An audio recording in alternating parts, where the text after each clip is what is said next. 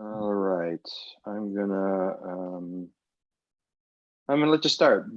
Brad Branham, City Attorney, thank you for joining us this evening. Your slides are up and visible, best I can tell. So I will act as your slide advancer when you're ready to go. All right, thank you so much, Rick, and good evening, everybody. Happy rainy Thursday to you all. I want to first thank Rick and CAN in general for giving me the opportunity to come and speak to you this evening. I've been given a very strict 30-minute time frame because I know you have other things to talk about. So I'm going to do my darndest to keep this concise, but hopefully interesting. I often warn people that I'm only as good as my material. And unfortunately, I'm talking about short-term rentals, which is somewhat interesting, but can also be a little bit confusing. So I will do my best to try to give this in such a way as to make some sense to everybody who doesn't live it on a day-to-day basis.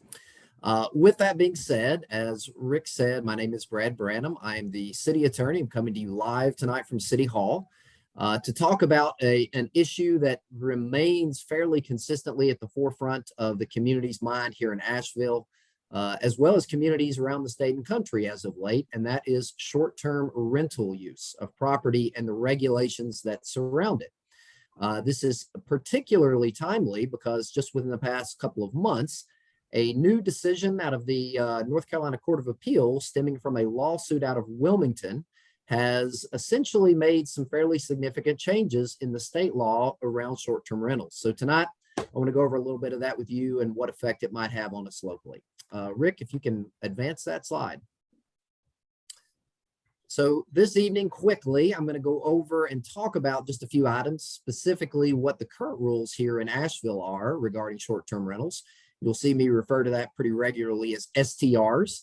I want to talk a bit about that decision out of Wilmington, and then how that is going to be applicable to us here in Asheville and see what conclusions we can draw from all of that.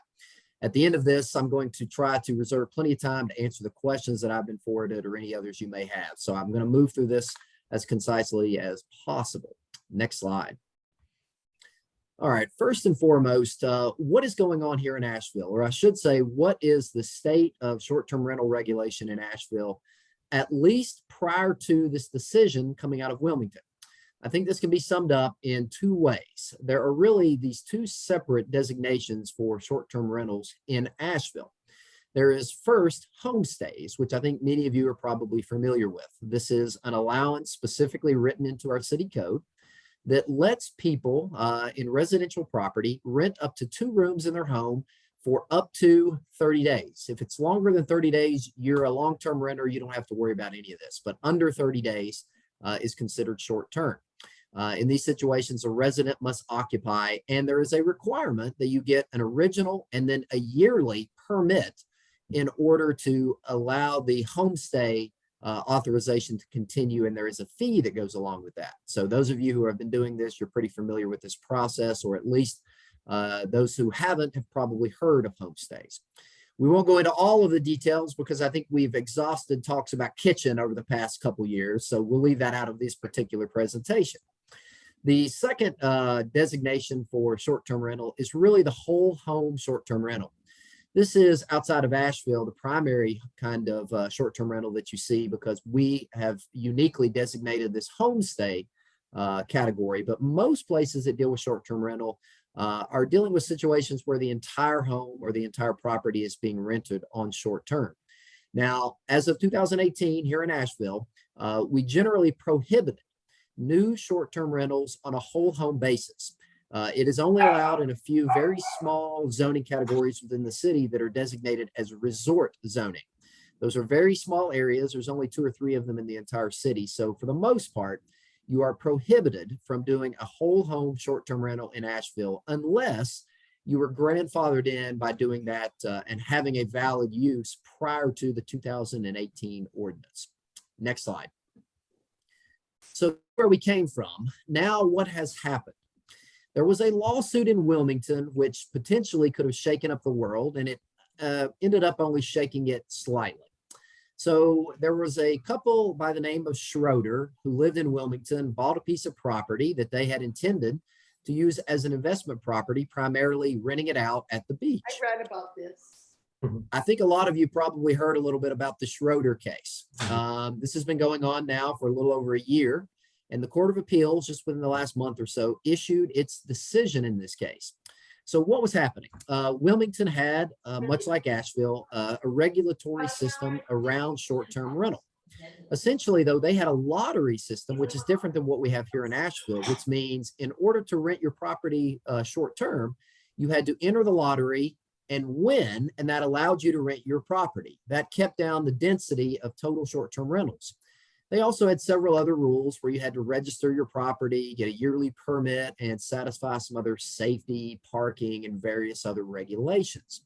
But the Schroeders, as you can probably guess, entered into the lottery but did not win, which means they were not allowed under the local Wilmington rules to rent their property on a short-term basis. So, as many people do these days, they found an attorney and they filed a lawsuit against the city challenging the validity of the ordinance. Now, all of this comes in the backdrop of a new state law, which was updated. And we don't have to go over all of this right now, but I'll tell you that there was a new state law that was updated from a previous state law. It's currently codified in Chapter 160D-1207 for those of you who are really interested in researching state statutes. And I'll just read one sentence of that state law to you. And it says, in no event may a local government do any of the following. First, adopt or enforce any ordinance that would require an owner or manager of rental property to obtain any permit or permission under Article 11 or 12 of this chapter from the local government to lease or rent residential real property or to register rental property with the local government. So that really tells you, hey, local governments aren't allowed to do a lot of things.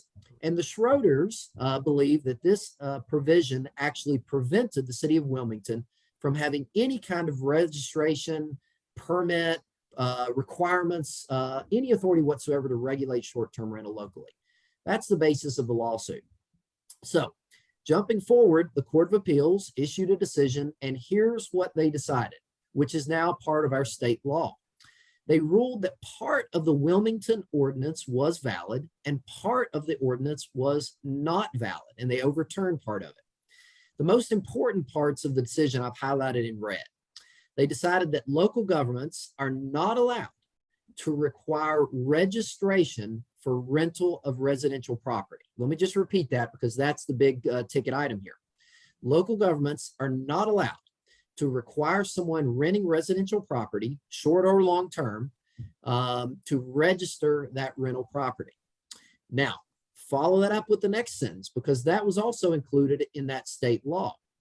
Permits or permissions, those can be required, but only under the local zoning authority. If you heard when I was reading that state statute, I mentioned something about Articles 11 and 12. Well, those are just two different sections of our state statute that don't deal with zoning. They actually deal with minimum housing code and building code.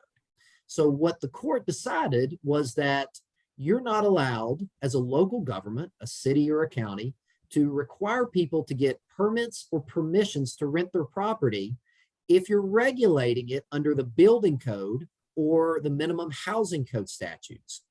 But like most cities, Wilmington and Asheville, we regulate all of this under a completely different chapter. And the court decided that the only thing that was completely prohibited were registration requirements, okay? So we can get into that a little more firmly in a minute, but this is the crux of the entire 20-plus page decision. Local governments cannot make you register, but if they're doing it under their zoning authority, they can require you to have permits, and they can require you to get permissions for the use of the property. Now, all of those things may sound very similar, and they are. And that's why the city of Asheville, like other cities around the state, are currently updating our ordinances to take this into effect. So the last item I want to hit before we move on to the next slide is just to tell you there was one very specific and important line in the Court of Appeals opinion that said cities can continue to fully prohibit short-term rental in certain zoning categories. And that's what Asheville does, which means that that is not going to be affected at all by this new court decision. Next slide, Rick. All right. so I've already mentioned this a little bit, but here's why this matters to Asheville. The effect of this decision means that we can, as I said, continue to regulate whole home short-term rentals, essentially prohibiting it throughout the city, except in those very small resort districts or through a full conditional rezoning. Those that are grandfathered in that have been doing this prior to Asheville's prohibition ordinance in 2018 will also be able to continue. But essentially, with regard to short-term whole home rental, nothing changes. And this court case has upheld that power by local governments. The change that you are going to see is with regard to homestays. Now, as I mentioned a little earlier, the Court of Appeals upheld part of the Wilmington ordinance and it overturned part of the ordinance. The part that it overturned was the requirement to register your property. As I mentioned, that's the part that the Court of Appeals really hung their hat on. All the other stuff regarding conditions about parking requirements, safety requirements, all of that actually got upheld. They said that's fine. What you can't do is you can't require registration systems. So the Schroeders technically won the lawsuit, but the city of Wilmington's ordinance actually can still be amended to control a lot of the short-term rental because the court didn't overturn all aspects of local regulation. So there's what we're going to do locally. Our rules for homestays are going to remain essentially the same. We're going to convert this over into what we call a use by right subject to special requirements. Now, it's a very long-winded way to talk about a particular part of our code, but you can find that if you're really interested in chapter 7 of the local city code, section 5.4. And these are kinds of properties that are a use by right. You're allowed to do that within a zoning area, but you have to meet certain criteria. So this is something that we use for agricultural uses, other potential uses, or perhaps senior citizen centers. But homestays are going to become one of these uses. So essentially, you will be allowed to do homestays, but you still have to meet the requirements that are already in place now. So all the things, the rules you're currently abiding by, those will remain in place. Now, what will change, however, is although you will need to continue to get an initial permit and pay an initial fee for the review process. That is essentially required so that we can confirm that you have met all the rules for a homestay, all those special requirements that you're already following today. But after that initial permit, you will no longer have to come in and renew that annual permit or pay an additional fee. We felt that that was very close to a registration style system that the court has prohibited. So we've removed that. And as I mentioned earlier, permitting is still allowed under certain circumstances. So we're keeping in just that initial permit to make sure that you meet all of the rules and requirements for a homestay. But once you've got it once, you'll no longer have to re-permit unless you somehow lose your permit because you've broken the rules. And we can talk a little more about that if you have questions. But only one permit, only one annual fee, no renewal after that.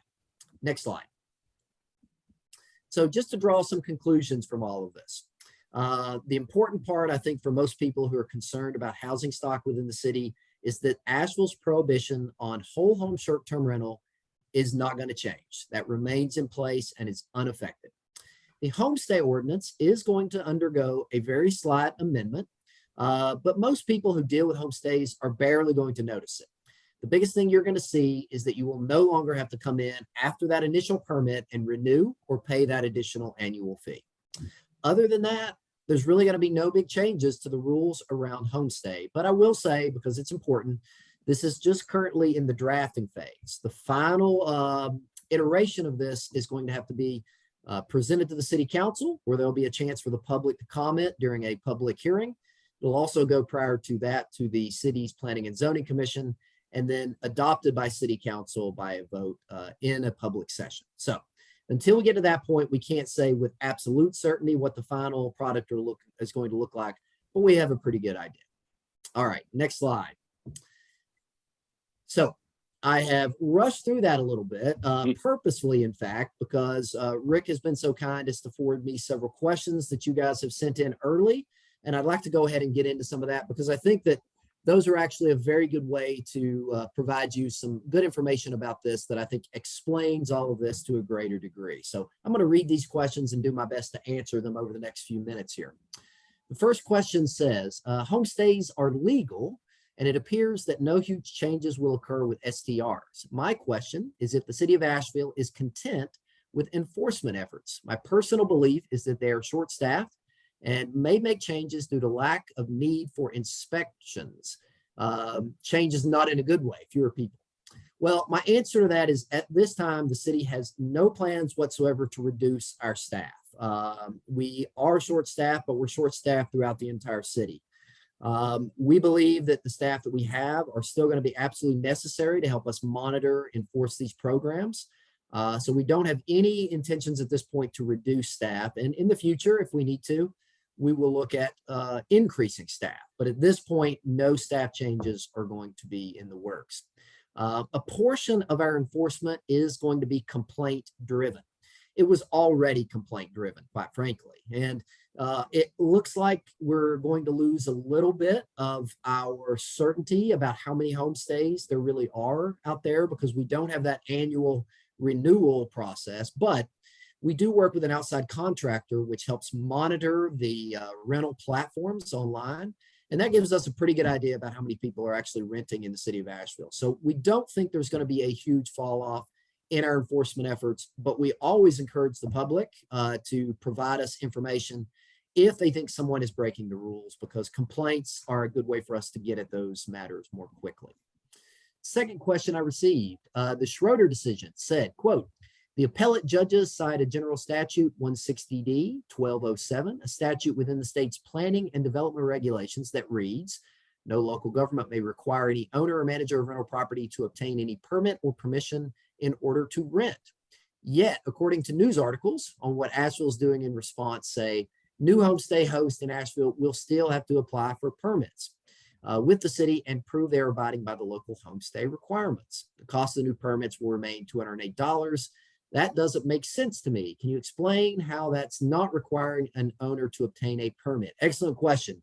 And, you know, we could talk about this for a long time, much longer than the time I've been allotted, but I will say what the court did was it read that statute, 160D 1207, as literally as you can read it. And what it said was it placed permits and permissions into one category and registration requirements in another category, and said registrations off the table, totally not authorized.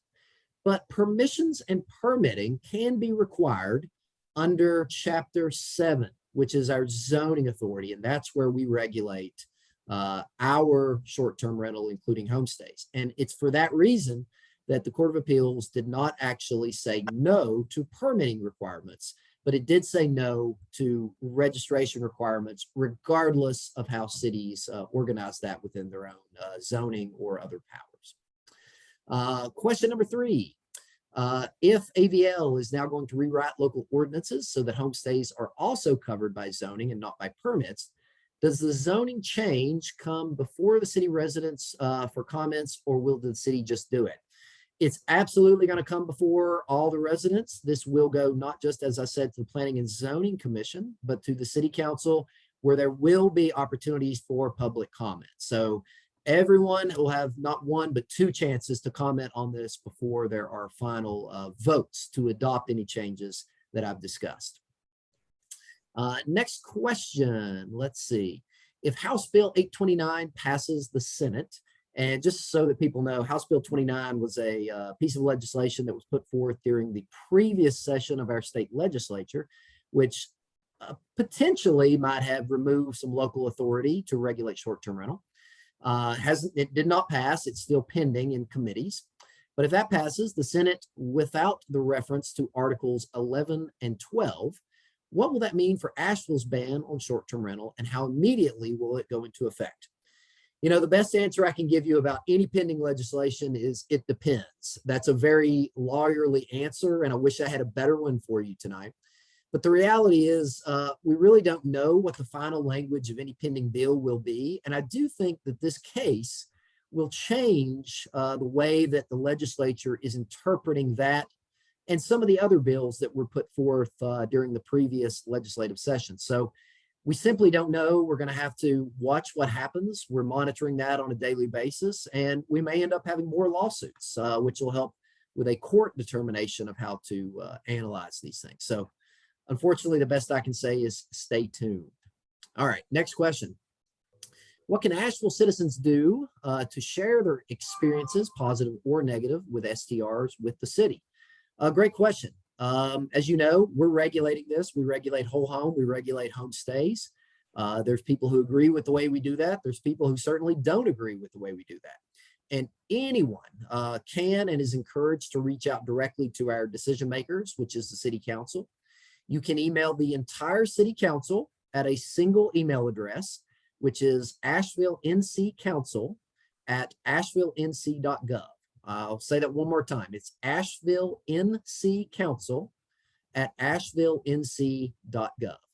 That single email goes to the entire city council. It goes to myself and the city manager as well. So it's always a good place to keep us updated if you just prefer to do this remotely. But if you'd like, you can also always attend city council meetings. There's also a way to provide emails and phone messages to city council in advance of every single one of their meetings, usually occurring twice a month. And you can go to the city's website where there are instructions and links about how to do that.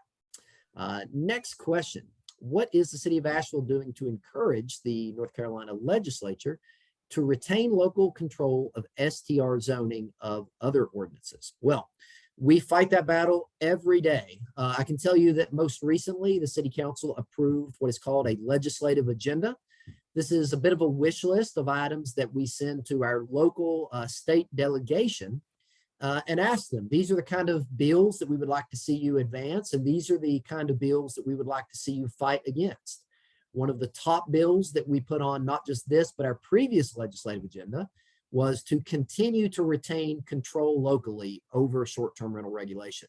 So we have asked all of our legislators locally to help us fight off these bills. Some are in favor of that, others perhaps less so. But I am also personally meeting with many of our legislators to see if I can keep greasing those wheels and providing them as much information about our local situation as possible. The city, as some people may or may not know, also employs a lobbyist who helps us, lives in Raleigh, and spends a great deal of time in the legislature and with our House and Senate members trying to advance this and many other legislative initiatives on behalf of the city. Next question. Municipalities in Georgia and South Carolina are implementing moratoriums on short-term rentals. What is preventing Asheville from considering a similar approach? Well, I would say that we've essentially done that in terms of whole home rentals. Our ordinance passed in 2018 essentially banned all new whole home rentals, and I cannot see that changing in the near term unless the state legislature forces us to do it or some court. So at this point, I do think we essentially have a moratorium on short-term rentals because it is so very narrowly allowed in the city. However, those pre-existing whole home rentals, which there aren't that many of that are legal, are still permitted. Homestays are a different story. The city council, some iterations ago, decided that they wanted people to be able to have the option to do homestays simply to allow our citizens and residents to take advantage of a piece of the tourism economy in a way that would not, in their opinion, have such a dramatic effect on the communities and the character of those communities that a total home transient use would be much more likely to do. So it's a little bit of a balancing act with regard to homestays. Next question. Based on the following Buncombe County, and it was attached report, STRs are occupying 3% of available housing stock.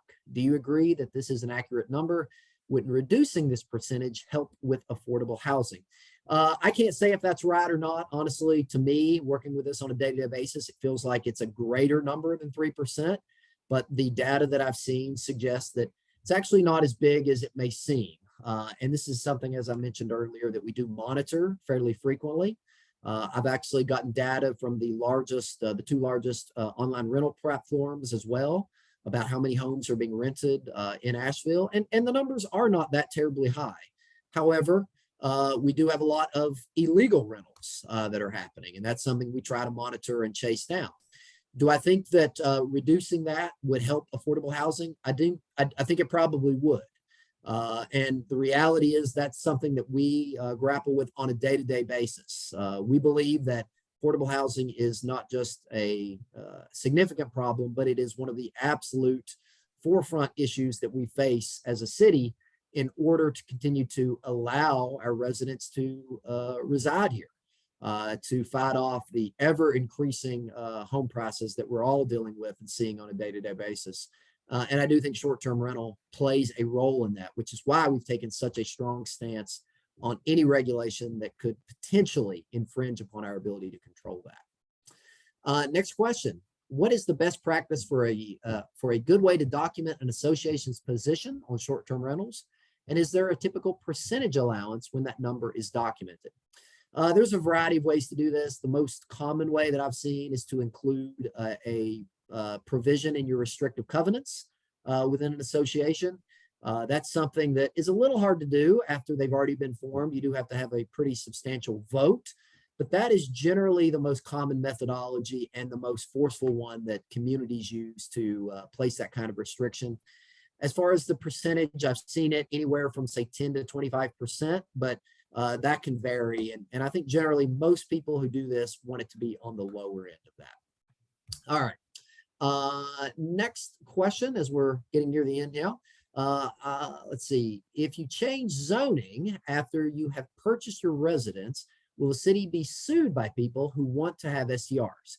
Well, the short answer to will there be a lawsuit, no matter what the subject matter is maybe. Anybody can file a lawsuit for almost anything, so I can never say if there will or won't be lawsuits. However, I truly believe that the changes that we've discussed here today have been not just analyzed from a legal standpoint very thoroughly, but they've also been discussed with cities and legal experts throughout the state. So I feel pretty comfortable with what Asheville is proposing in terms of coming into compliance with this new Schroeder decision. All right, last question, I believe. Will there be an overlay zoning created to show where STRs are allowed? How long will this take to put in place?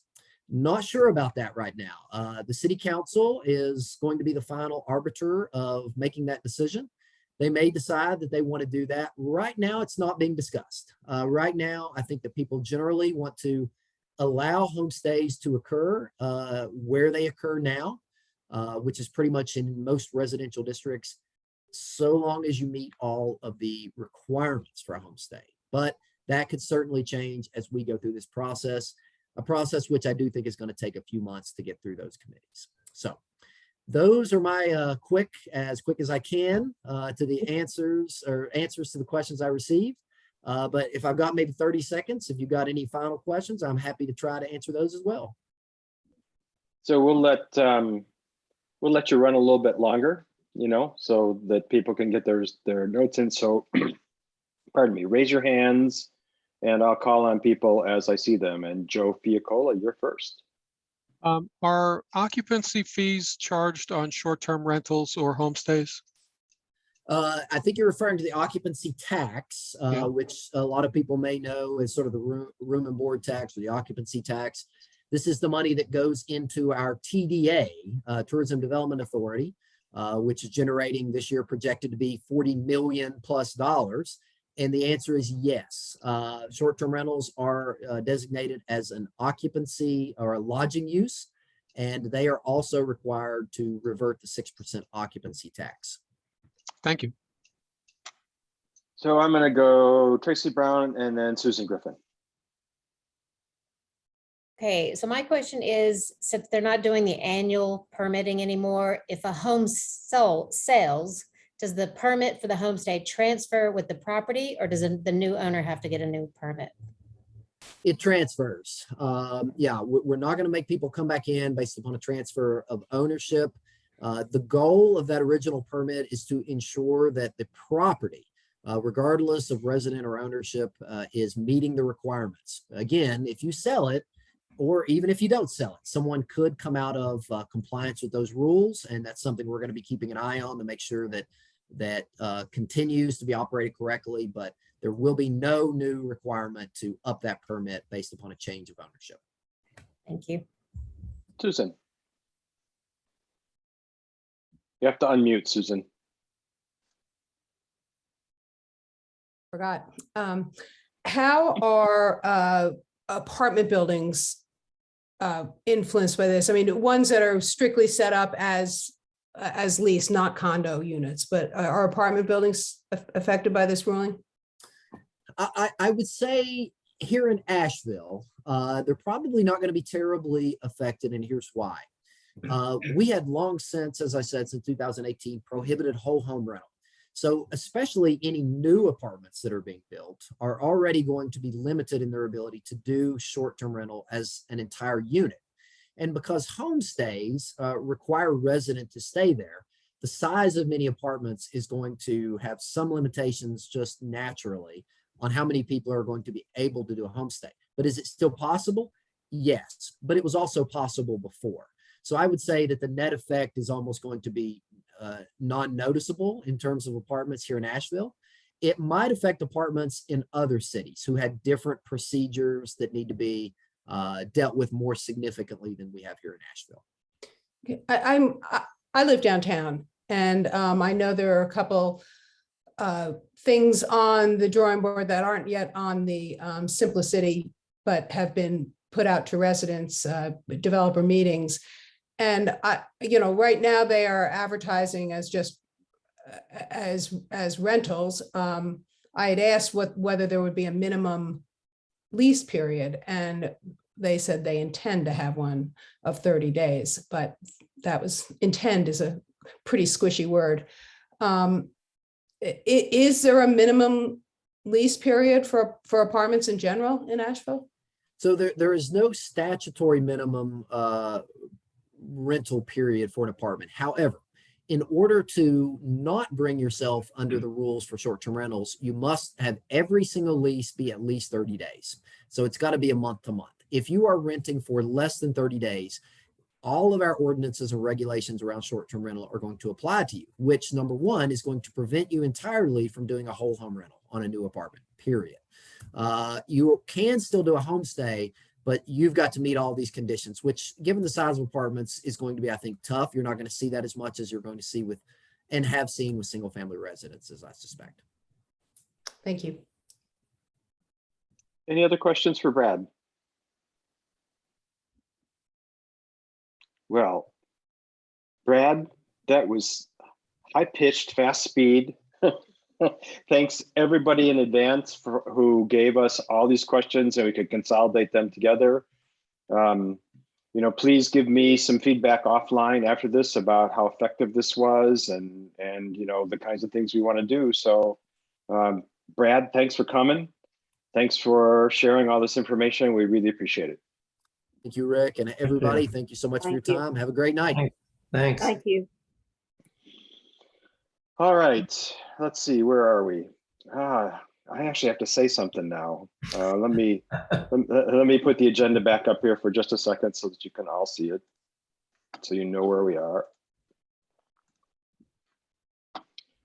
So we finished the first thing, so we're going to do accomplishments, and then I'm going to open the floor for what everybody here thinks should be working on in the coming year. So I'm going to say what we did, how I feel about that. There's a document with all the details. I am not going to read it. I'm just going to highlight it. And then I'm going to open it to board members and attendees for what you think our priorities should be in the upcoming year, so that we can, after we elect officers immediately after that, we can give them marching orders for what's important for CAN to get done. I'm going to look at my own accomplishments thing, but by all means, you can look on the website. Here's what I would say to the dog barking person. I'm sorry. That's okay. That's okay. Just mute, please, until you've got something to say.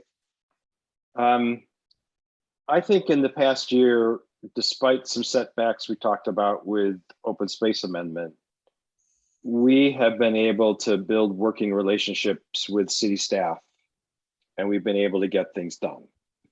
And it's hard sometimes, and when we're disappointed with an outcome, it's logical to want to reach out and complain and, you know, maybe be angry and that sort of thing. But I think the strategy of constructive feedback, push hard, don't blame, just keep working, has actually yielded a bunch of really good work.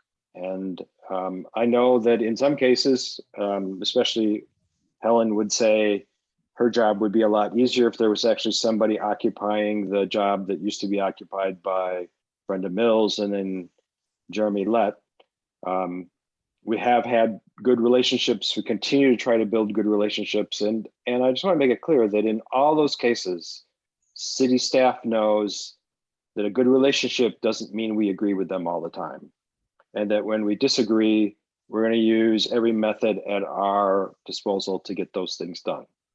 But with that said, we have brought several new neighborhoods on board this year. That love goes to Helen Hyatt, who we switched out of the secretary job. And so some love needs to go out to Kathy Kyle, who was willing to step in and take that job so that Helen could get out and talk about CAN and what we can do to get neighborhoods organized. We worked with a neighborhood on the Charlotte Street 101 thing that was a real headache for those folks and got them going. And Susan Feinblad is still here somewhere on my screen.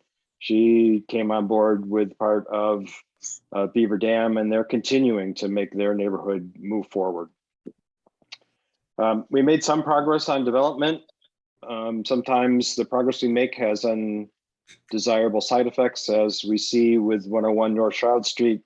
We stopped the massive thing that they were planning to do in partnership with the Preservation Society, but that didn't actually stop the owners of those properties from tearing down some of those old homes and displacing what was truly affordable housing for those residents.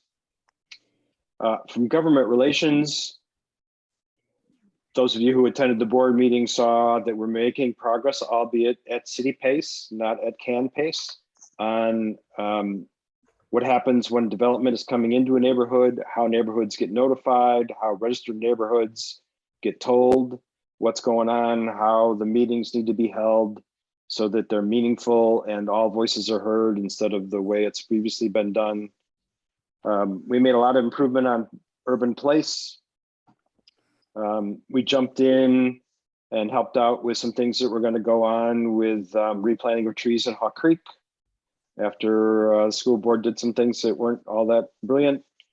And we helped the Oakley folks and the Shiloh folks keep their library after a consultant to Buncombe County said, what's the point? Just close it up. And, you know, strong pat on the back to Sharon Summerall. She has helped numerous neighborhoods understand how a development starts in a technical review committee, how complicated that is, and when they can actually have an impact, when their voice can be heard.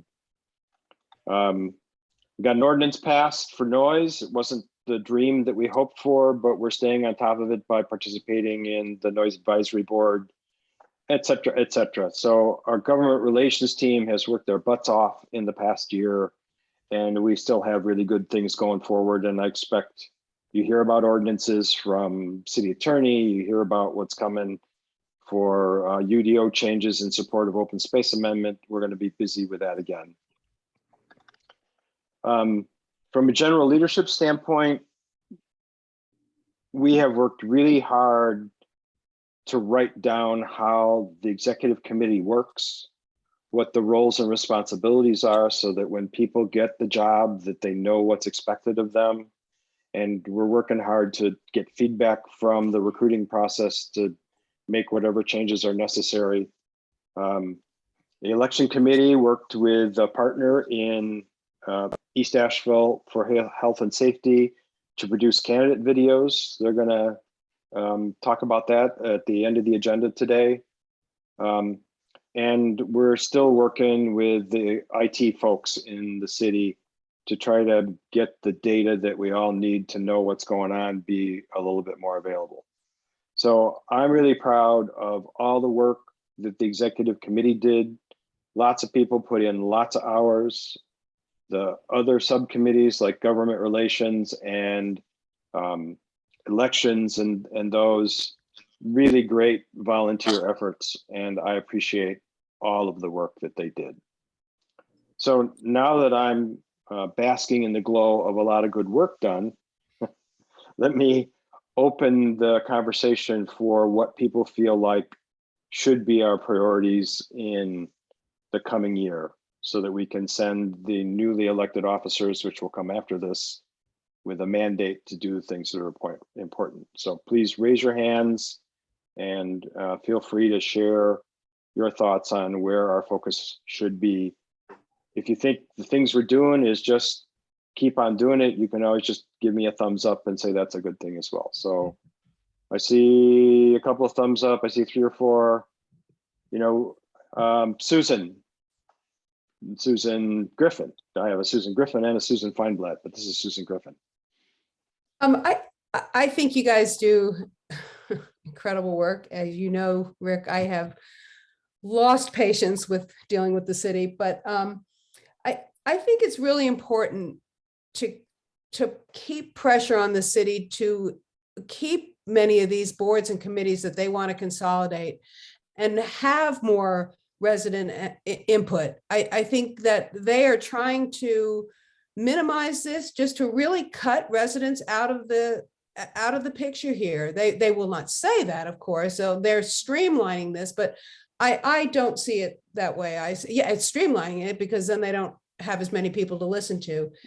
And so I think that's an important thing, just to keep the people who are actually living in this city in the forefront and their voices heard. And as a corollary to that is figuring out how to make sure that these committees and boards don't just spin their wheels, putting great effort and great work and really come up with great product, and it gets shelved somewhere. And I think that's I don't think any individual can deal with that problem, but I hope that somebody, an organization like CAN can perhaps promote that. Thank you. Thank you. I think we are pretty motivated to continue down that path. So thanks for the reinforcing vote. Anybody else got something that they want to reinforce, or something that you think we should be paying attention to that we're not? Barbara. Just a real quick comment. 40 years ago, when I started doing neighborhood activism, the city council was just moaning and crying in their beer because they couldn't get their constituents to serve on committees, to do anything, to try to work to come to consensus. They felt like that there was a huge amount of mistrust. There is still a huge amount of mistrust, but we have begun to build a better trust between each other, and then it all went south. But my thing is that I'm sure, Rick, that we will have, we've never run out of anything to work on as long as I've been an activist, because the city just keeps on giving. And the way I feel about it is this with the committees is nothing more than trying, exactly like Susan said, trying to cut the public out of this, and they want to pick and choose what these committees work on. And we would be without the tree ordinance. We would be without the new development ordinance that our governance committee has worked on. They would be without a whole lot of good things that have happened. Not near enough good things, granted, but they need to think about that. And if they're really serious about wanting to be good stewards of the city of Asheville, they need to remember that it takes all of us to do input to come to a good product. Enough said. Thanks, Barbara. Paula. Can you hear me? Yes. Good, I muted myself for the dogs, but I had the arborist for Austin, Texas, staying at my Airbnb last week, and she said they have an ordinance in Austin to preserve the older trees in town, that you can't just go cut down an older tree like the power company does. And do we have a tree ordinance? Do we have something like that here in Asheville? Because across from me, they cut down a bunch of nice old trees around the YWCA, and it just broke my heart. And I was wondering if we do have a tree ordinance to keep our old trees. There's all sorts of reasons for it, to keep the old trees in a place. So I see Patrick has his hands up. He beat Sharon to the punch on this one. He, as an urban forestry commission member, I'm sure he will share with you what constraints we live with under. So we do have the tree canopy preservation ordinance that requires excuse me, developers to preserve a certain percentage of existing tree canopy on the sites, on their project sites, or conversely plant trees somewhere else, or pay a fee in lieu of. The Urban Forestry Commission will be undertaking discussions with the Department of Development Services to add a designation of heritage trees to that ordinance.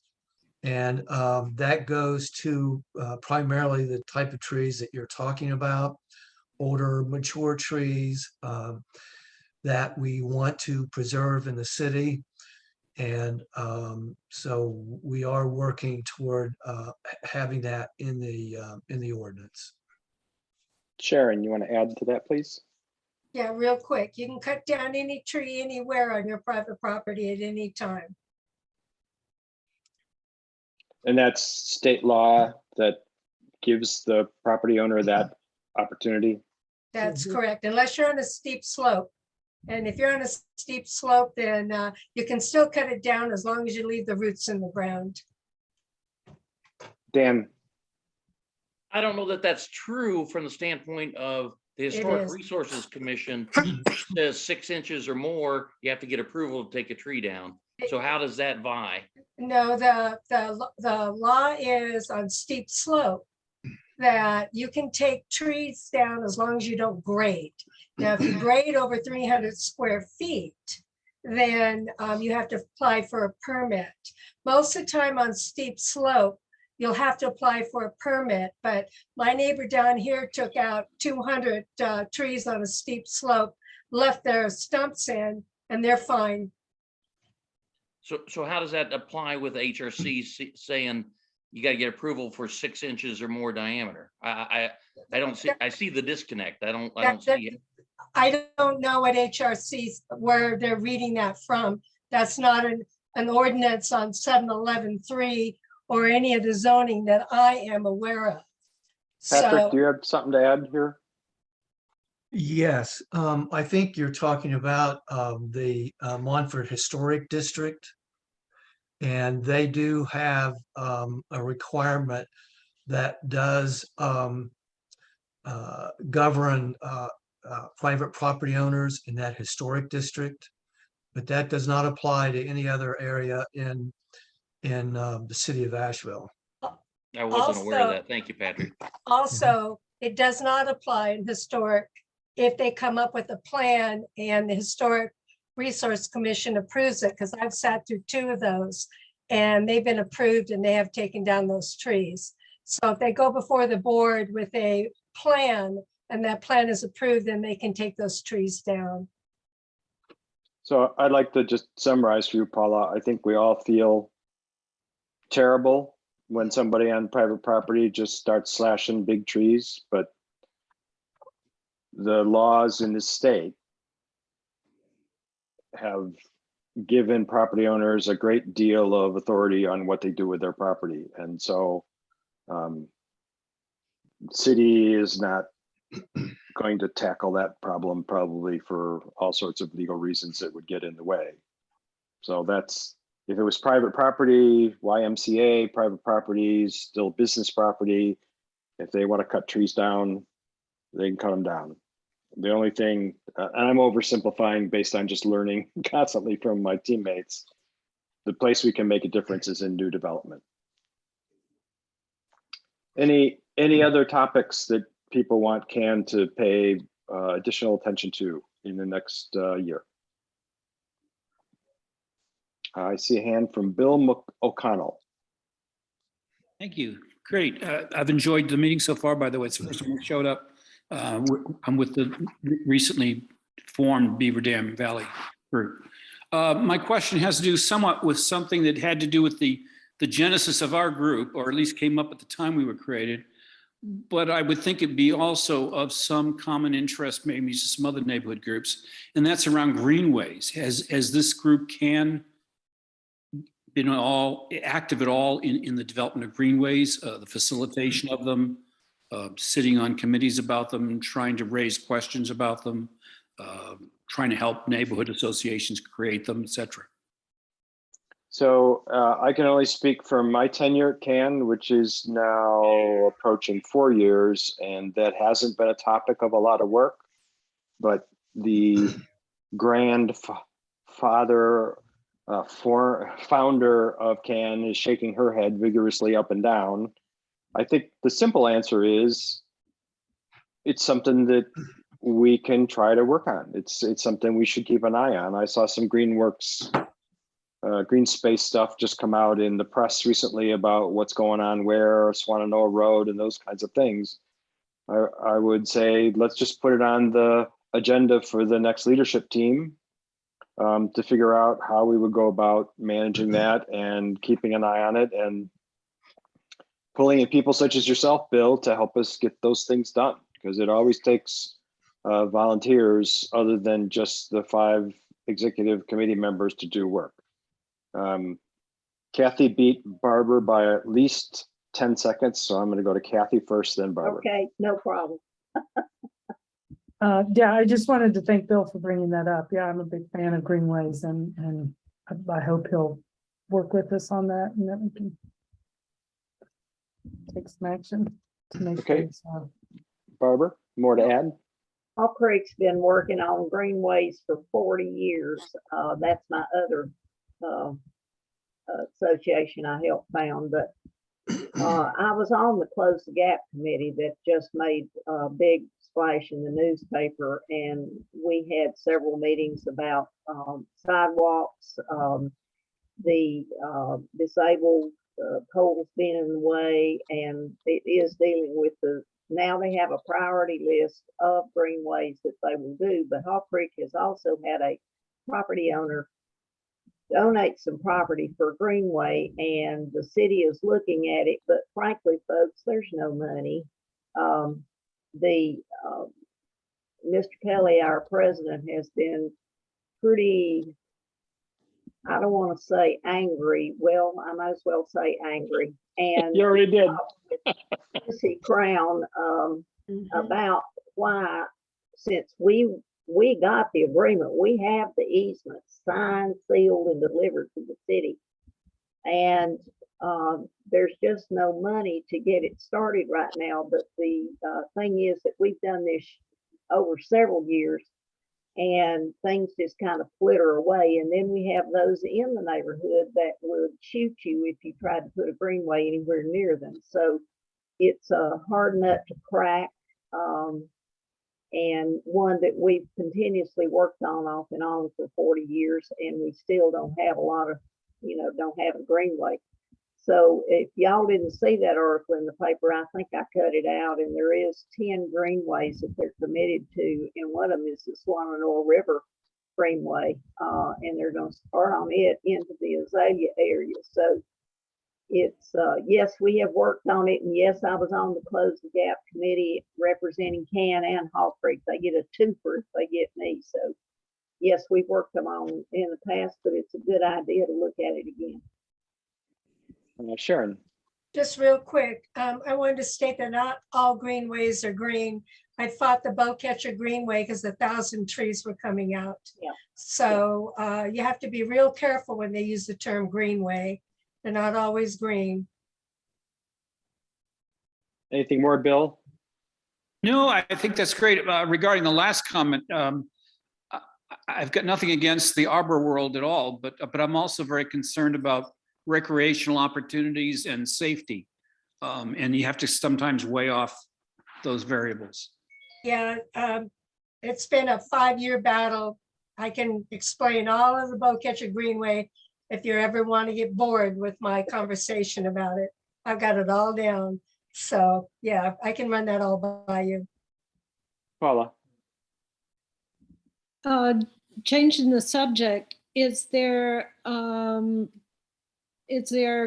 y'all work on the homeless difficulties? Boy, do we ever. Okay.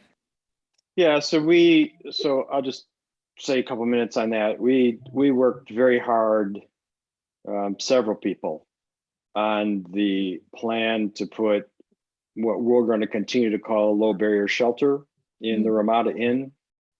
And we weren't the only ones.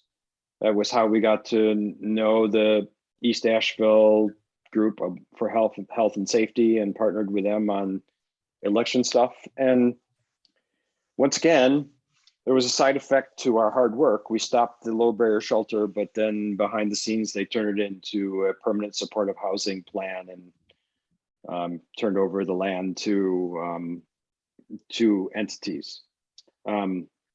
We've been waiting to see what the selection of a consulting firm is that's going to come to be as selected by the Dogwood Trust and city staff. Latest information I have from that is we'll know everything as soon as the contract is signed. It is not yet signed, so they won't release the RFP and all that sort of thing, but we will be engaged and we will be looking for committee members, because this is going to be a lot of work. So by all means, drop president at asheville-can.org a note if you want to be involved in any committees that are going to be part of that. And we're going to try to put some plans together in the upcoming week, because we've kind of been on pause until that consultant company has been picked.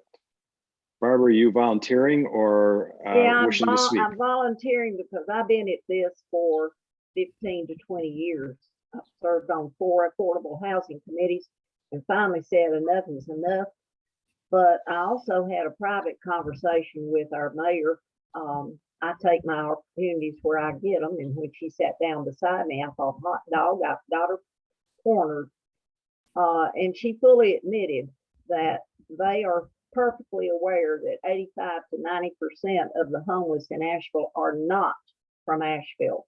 They know they're being bussed in here.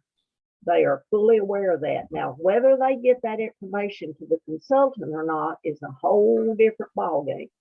So I definitely want to be on that committee because, yeah, I'm fired up. I have messed with this for 20 years and it is not getting solved because there is an app on the computer on your iPhones that you can access, and it tells the homeless folks which communities are the most giving to where they don't have to stay sober or anything else. And guess who's at the top?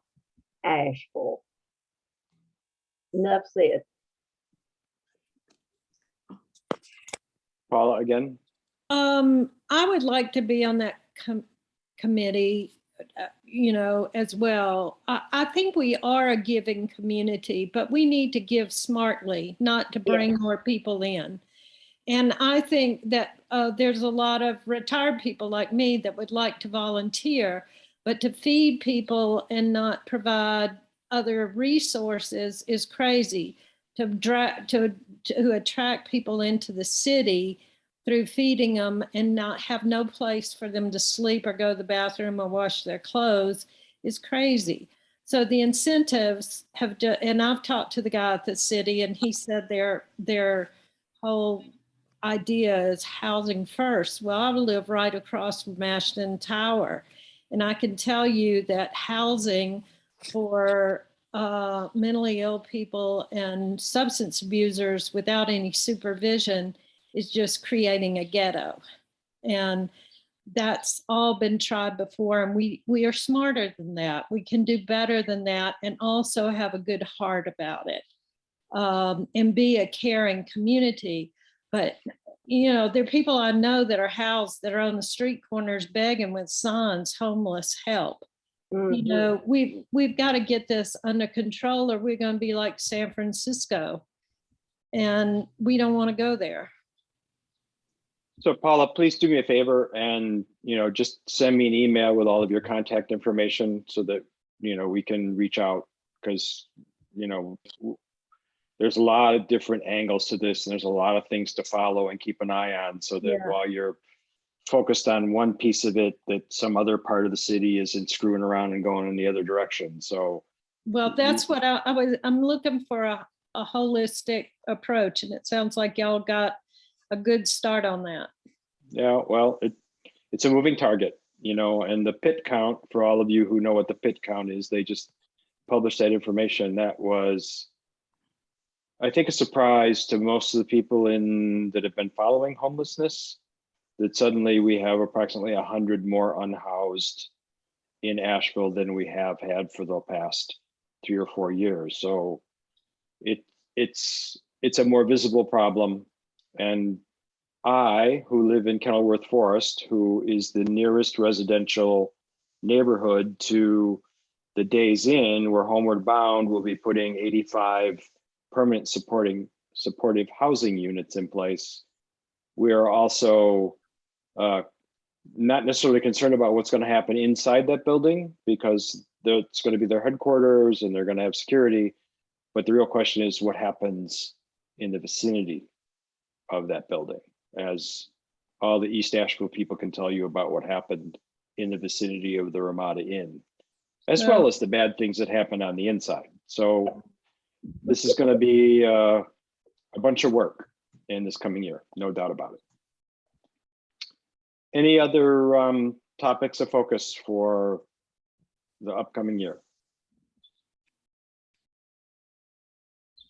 All right, those are great things. Sharon, did you raise your hand again, or is that still up from last time? Okay. Real quick, we need all these people that are showing up that I've not seen before to volunteer.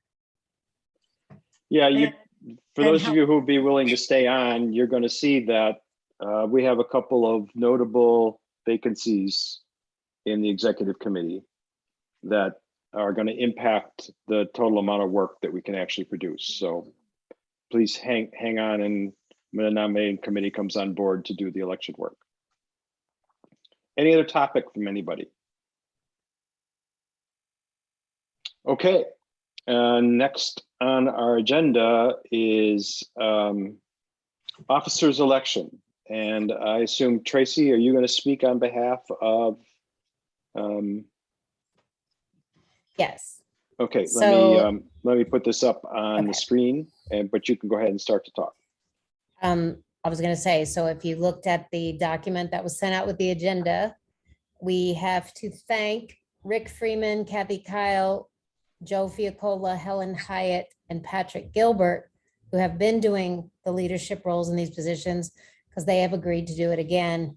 And we got 0 other people who stepped up to volunteer for any other position or one of these positions. And so we have no one in the VP of Marketing Public Relations, and we have no one in the newly separated development VP role. And I had one person, I put out something on Nextdoor, and I had one person ask me about the development role. And when I gave him the responsibilities, he ghosted me. So that didn't last long. And so everyone needs to realize, and this may sound dramatic, but if people don't step up, this organization will disband. These 5 people can't keep leading it. And I feel that too. And I know that that includes me too, but everybody needs to take that seriously.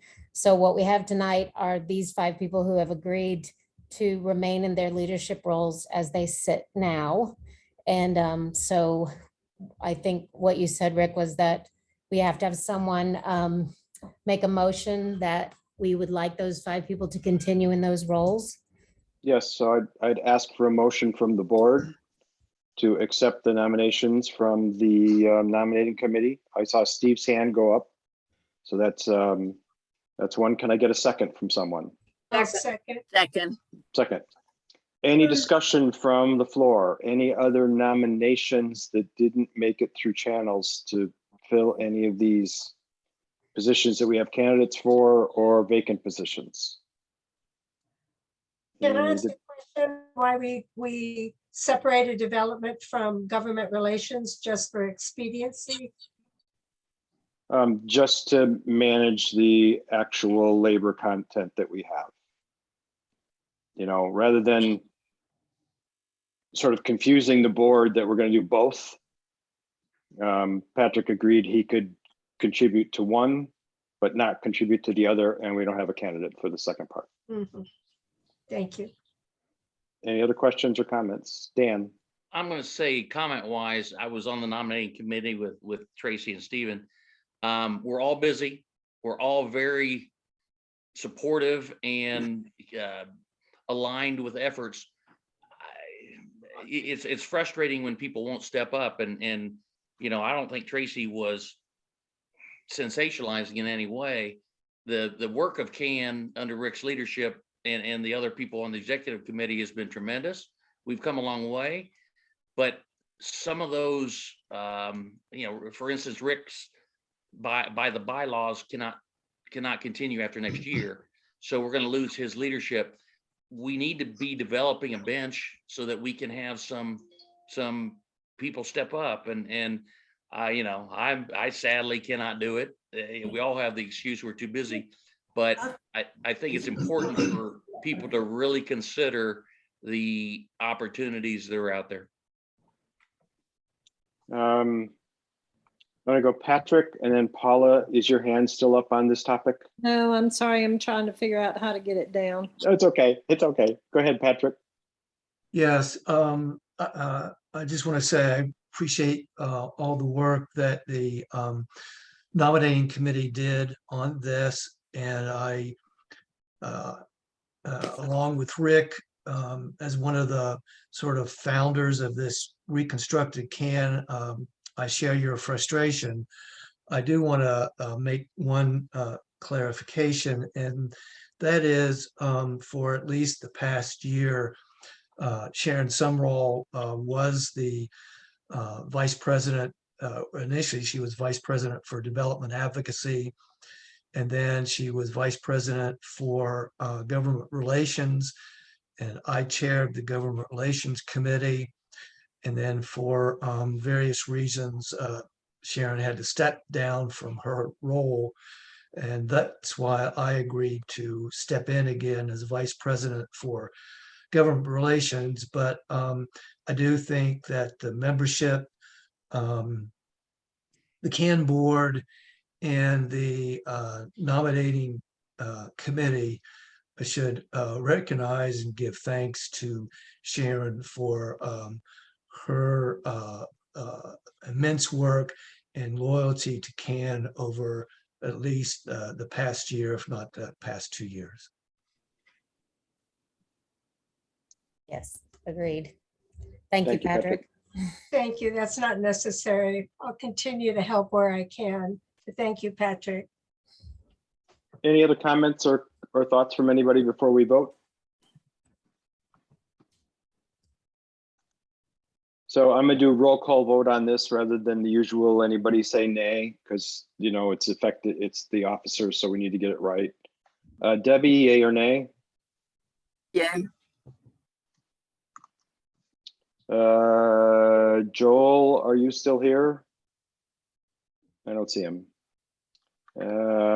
Steve Joyner, yay or nay? Steve Joyner? Yay. Thank you, sir. Sure. Barber? Yay. Sharon? Yay. I think Stephen Edge is gone. Tracy, Yay. Helen, Yay. Joe, Yay. Kathy,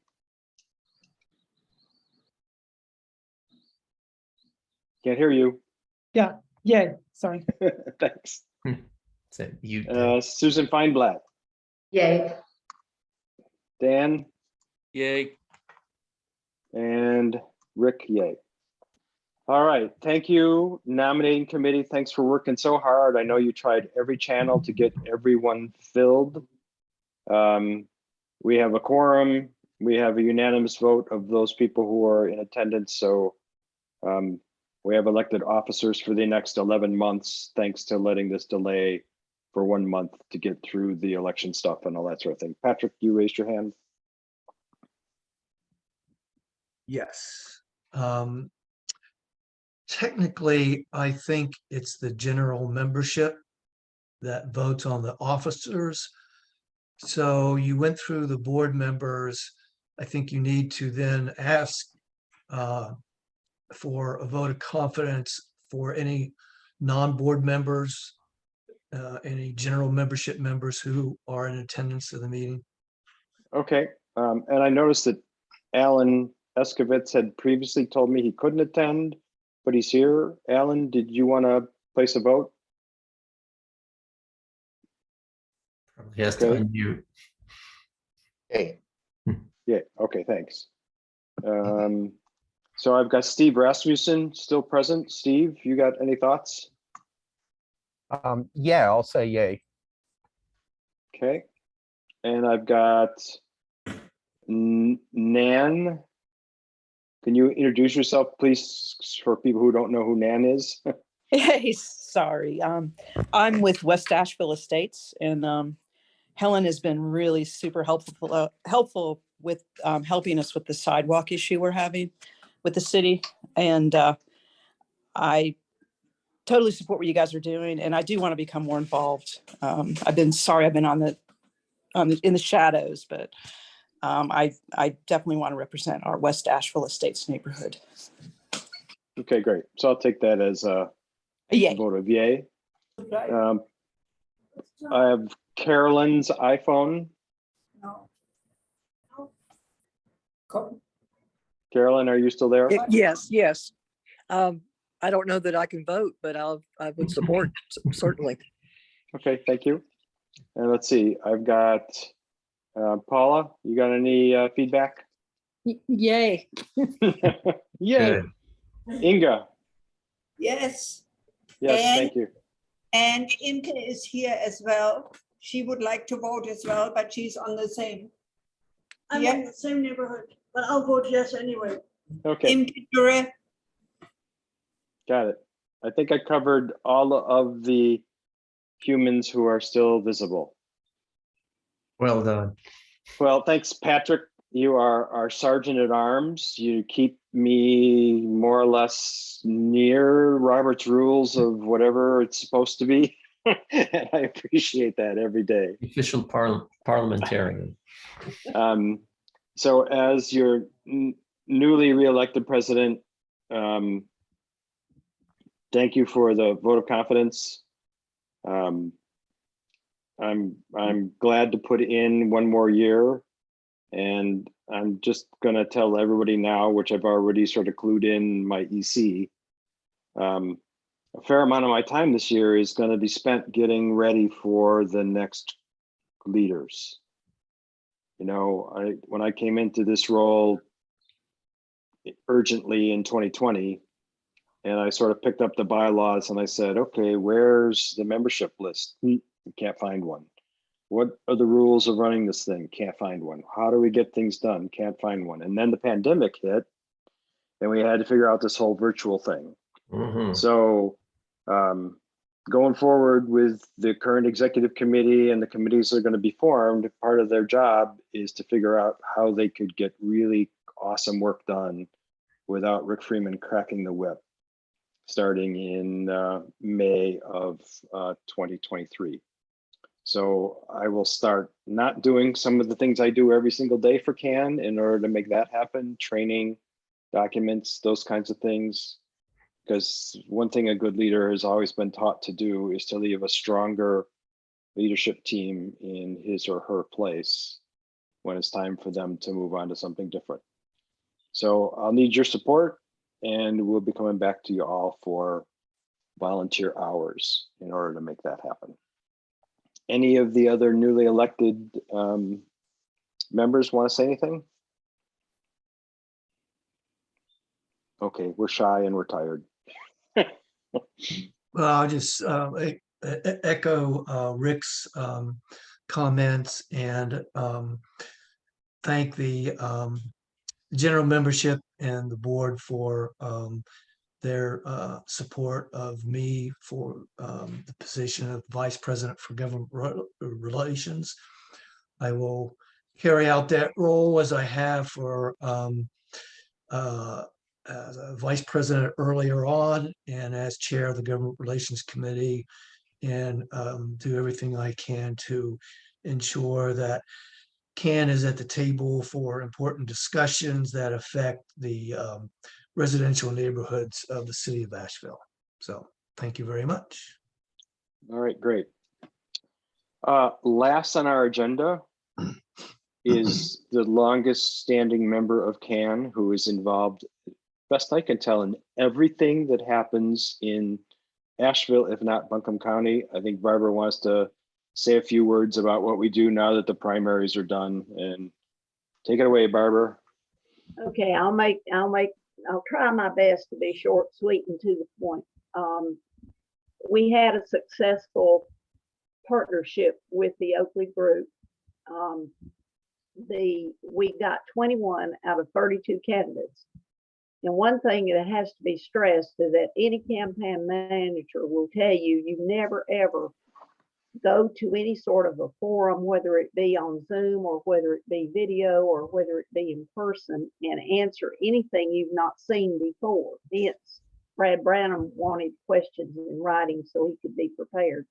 We were very fortunate that we did not have to give our questions to these candidates prior. We took questions from the Oakley group as well as CAN. When the candidates came in, they were greeted by me, and then the group from Oakley was doing the filming and so forth. But we talked, we welcomed them. But most importantly, when they came out of the session, I was asking, be honest, how did you feel? What could we have done better? So forth, so on. The majority of the candidates said, and I had none that said it wasn't any good. The majority of the candidates said that they didn't normally do it without seeing the question first, but they felt like we treated them fairly and with respect. And so we got compliments on the finished product. For those who looked at the videos, we again got compliments on the finished product. Now, as far as having any future forums, certainly if we can do it in person, that's fine. But we don't know what this pandemic or whatever this stuff is that's continuing to hang with us. So we, as the election committee, are certainly open to all the members giving us feedback and what we can do. And I'm here to listen so I can, Kathy is also on the committee. Mike Lewis couldn't be on this call tonight. And certainly we're open to whatever. And as far as the partnership, it worked well. We didn't have any disagreements. We met and we discussed what was going to happen, and it happened just like they said it was going to over a 2-day period. So I'm open to whatever you folks want to tell us. We're all ears. All right, so that opens the floor for conversation on what people would like to see between now and the general election in November. So raise your hands or speak out.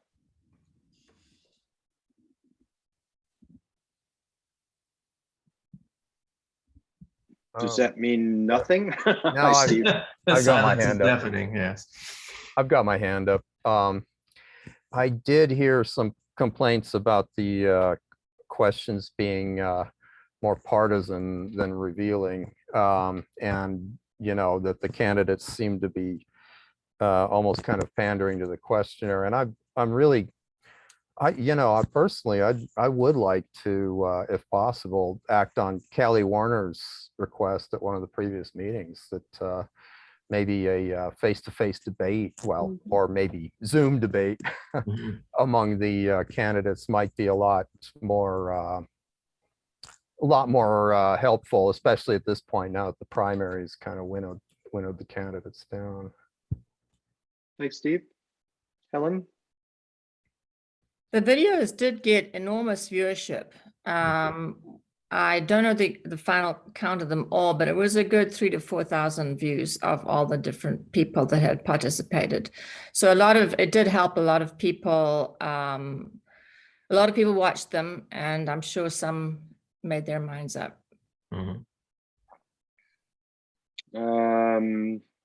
Susan. So I actually am in favor of doing something live as well. And what I really liked about what the school board did, the group that had the school board candidates, is that they not only streamed it live, but they recorded it. So it was really the best of all worlds. They had a recording that anybody could see. It was spontaneous. Nobody was able to prepare. And the people that wanted to attend, attended, and the people that wanted to watch it streaming, they could attend too. And I really thought that it was a very effective way. And I really am appreciative of the efforts for the videos, but I think for the general, I think it'll be much more effective and revealing to have something live. Anybody else?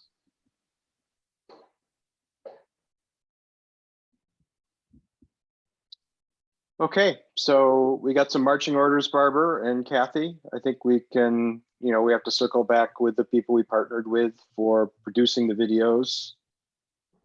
So good news is there's no runoff. So we've got a little bit of time here to come up with our plan, and let's not wait too long so that we can get in front of some of the other folks that will, you know, wanna, maybe we'll find some more partnerships, right? I mean, I like the partnership notion because it meant 2 or 3 constituencies held one event rather than SIBO holds one and somebody else holds one and then this guy holds one, and that, you know, it's like, how does the public even figure out which ones to try to go to? Maybe we can, you know,